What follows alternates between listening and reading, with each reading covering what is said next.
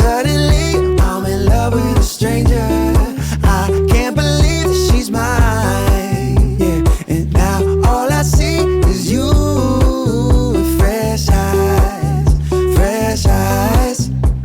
Hey everyone, I'm Lucas and welcome back for another weekly newscast here at DHS.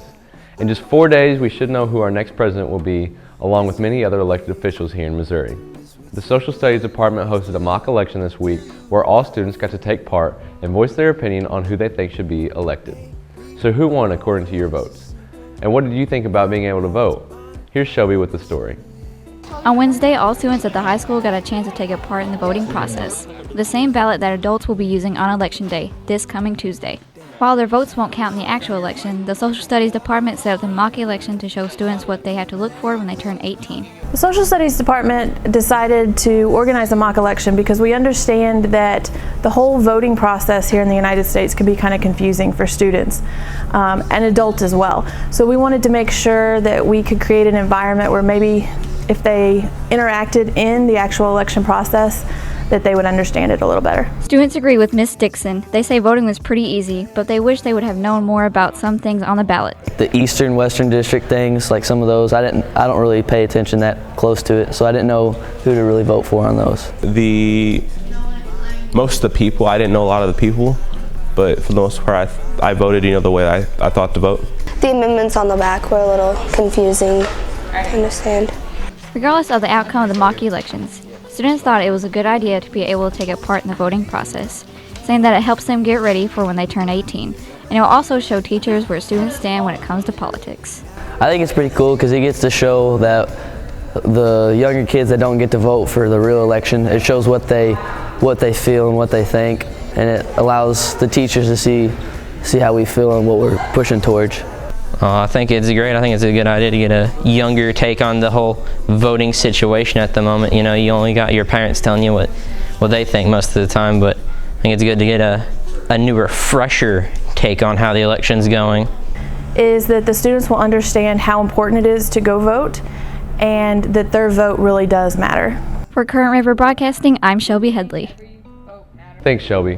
While we don't have enough time to go through every race, here's some of the results from the mock election. In the presidential race, the results were very one-sided. Donald Trump received 505 of the electoral votes, while Hillary Clinton had 19, and the Libertarian candidate Jonathan took 14. In the Missouri Senate race, Republican Roy Blunt was the clear winner, and for governor, a little closer, but Republican Eric Greitens was the winner there as well. In local races, Steve Cookson won the race for state representative, and Mike Barton the race for Ripley County Sheriff.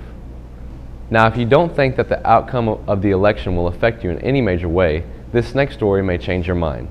Many people don't know that there is a bill going through Congress that would require women to start signing up for selective service when they turn 18, just like all men do. Tim has more on this story. Since World War I, men have been required to register for military drafts. While there isn't an active war draft going on right now, all men between ages of 18 and 25 are required to register with selective service. But now that women are treated as equals in the military with their male counterparts, that may soon change for the first time in 100 years. There is a bill working its way through Congress that would require women to register as well. The U.S. House and Senate have already approved their own versions and are now working on a final draft of the bill. With some of you going into the military after graduation, we asked if you thought it was time to require women to register. Yes, I do, if they're physically capable. They'd have to go through some kind of physical training before then, because women are physically always going to be weaker than men. They're going to have training before they go. I don't think it's fair that only men have to, because women can fight just as good as men, and I don't see why women should not have to, considering the fact that men are just doing it because they have to. I personally don't think we should have a draft for women, because I'm just not down for that, because women have kids, women have all the stuff they need to do at home.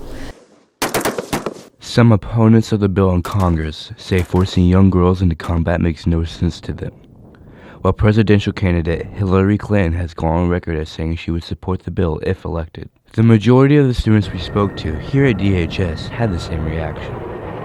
If they can do the job as well as a man, then why shouldn't they be allowed to do it? For Current River Broadcasting, I'm Tim Arnold. Thanks, Tim. In other news this week, we have some notes from the counseling office to pass along. First, any student planning to take a dual credit class next semester will need to meet in the library during advisory on Tuesday to register for spring classes.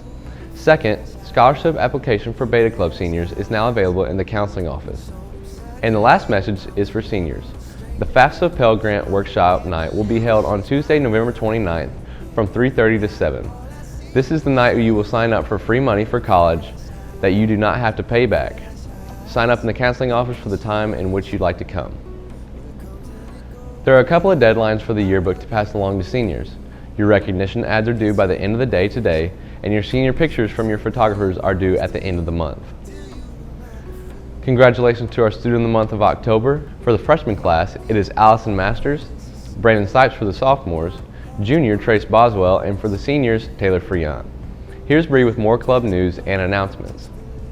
Thanks, Lucas. Today is the last day to get your orders in for Krispy Kreme donuts. It's a fundraiser for Project Graduation, and they're $8 a dozen. See any senior to place your order. Skills USA wrapped up their membership drive this week and pulled the winning ticket for the trailer they've been selling tickets for. The winner this year was senior Joey Baca. Thanks to everyone who purchased tickets for the fundraiser. Black and Gold Night is coming up next week and will be held Thursday at 6 o'clock in the high school gym. Congratulations to the drama team who picked up first place team score at their first tournament in Dexter. Alexis Irwin also won in her category of prose and poetry, and Connor Bell took first in humorous interpretation. Other members placing in the top 3 of the category were Maddie Kaler, Tim Arnold, Taylor Brooks, Alyssa Roberts, and Gage Bailey. FFA also held their Area 16 Fall Speaking Contest, and 10 members from Donovan placed in the top 3 of their categories, meaning that they will advance on to districts. And one last congratulations to John Chesworth for being selected to participate in 2016 All-District Band. John competed against students from schools all over Southeast Missouri and will be able to audition for Missouri All-State Band in December. Here's Jared with this weekend's weather forecast. Thanks, Bree. The first weekend of November is here, and it's looking pretty nice. On Saturday, mostly sunny and a high of 66.